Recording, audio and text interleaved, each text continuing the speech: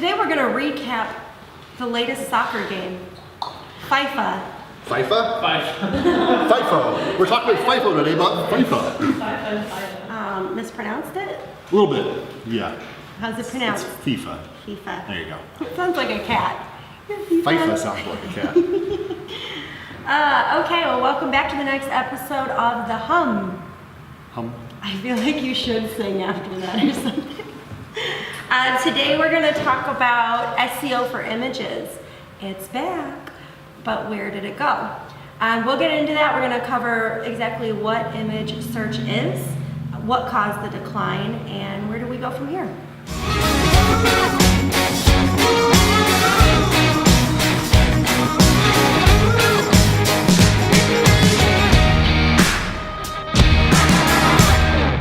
So what is image search? Say that 5 times fast, first of all.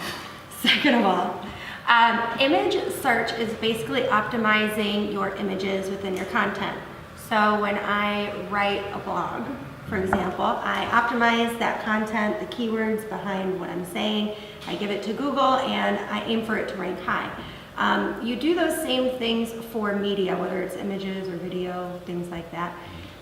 You do that with alt attributes, which are keywords behind the actual image. These are words that Google sees, but that the person on the front end won't see.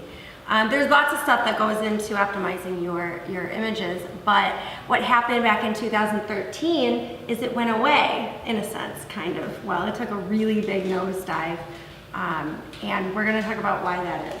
So, why did image search take a nosedive? Because of Google, of course. More changes. Yeah. Google added a button onto images that simply was a clickable button that said view image. You'd think, well, you know, is that a big deal? Like, what does that even mean? Well, imagine being Getty Images, okay? And you're searching Google for an image. You see it, or you see a link to it in Google search. You go to click on it, and you would normally go to Getty Images and be on their image, and it gets them traffic, great. But since they added their, view image button, it would take you to the image, not on the website, right? Just the direct image with the URL, and you can't go anywhere from there. I don't know if you've ever clicked on an image before, and all you see is the image. You can't click anywhere else. You're not on a specific website. You're just on the image. So eventually, well, if you fast forward 3 years from when that happened, 2016, you can research it, but there's a pretty interesting lawsuit that happened between Google and Getty. So the good news Basically is, image sources, and you can't attribute to anybody, or they lost a bunch of traffic because if you optimize images, that's great. I mean, this is for every website too. Getty's just a huge example of one, but you want to optimize everything on your site, right? But you don't. If at that time, if you optimized images, it hurt your site because people would click on the image from search and they wouldn't really get to bypass your content. Yes. Yep. Exactly. He explains it better. That's fine. So now it's back. They're, Getty and Google reached an agreement, and they've removed that button. And SEO for images, image search optimization, is back. Which means we can continue to do the things that we were doing before in hopes to gain traffic and not lose traffic by clicking on a button and going directly to the image. Now you can click on the image link and you're brought to the website, you're brought to the blog that the image was on, or whatever content that the image is in. So that's great. The bad news is they're not really predicting that sites that lost a lot of traffic will gain all of them back. That's kind of the nature of Google. If you really take a nosedive in something, it's incredibly hard to make it back. But you can make progress from the nosedive to future progress to future traffic. But yeah, that pretty much covers that. SEO for images is back.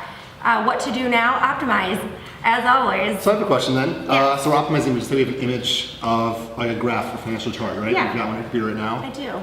What's an example of what a good optimized alt tag or attribute would be for such an image? Perfect. So you want to keep your alt tags between 3 to 7 words. Really, I feel that 7's too long.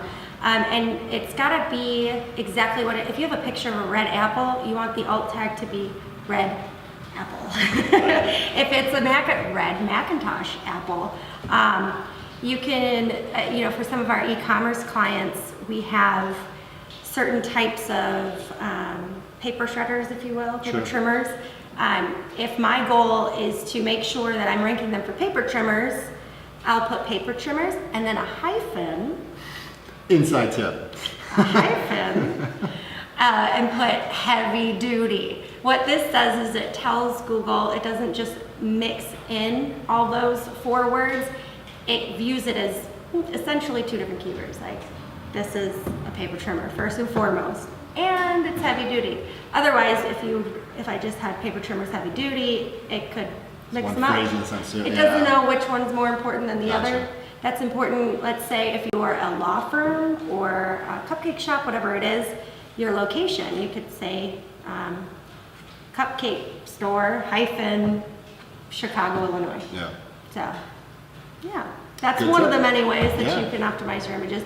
Titles, descriptions, whatever you do with your image from the very, very beginning, especially if you're the one taking the photo or creating the image, like our awesome graphic designers, they know to optimize right away by simply having a really clean descriptive title.